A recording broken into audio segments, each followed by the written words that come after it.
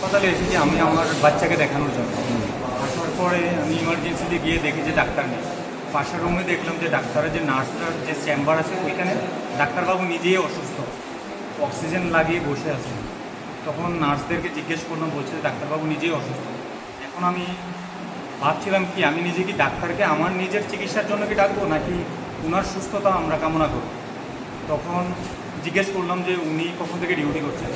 বলছে যে উনি সকাল থেকে ডিউটি করছেন কন্টিনিউসলি। আগের যিনি ছিলেন ডাক্তার উনি নাইট ফাস্ট করে গিয়েছেন, এখন আবার নাইটে আসবেন, কিন্তু সকালে কি আসবেন বিকল্প কোনো রাস্তা নেই ওদের কাছে। দুজন দিয়ে হাসপাতাল চলছে? হ্যাঁ, দুজন দিয়ে লাগাতার আজকে 3 দিন কন্টিনিউসলি চলছে, এটা ডাক্তারের বক্তব্য। কিন্তু আমরা বিকল্প রাস্তা না পেয়ে আমরা সাংবাদিককে ইনফর্ম করেছি যে এই বিষয়টা দেখার জন্য। কি দাবি রাখবো যারা স্বাস্থ্য দপ্তর আধিকারিক রয়েছে তাদের কাছে? স্বাভাবিক আমরা দাবি রাখবো যে আরও ডাক্তার দেওয়ার জন্য।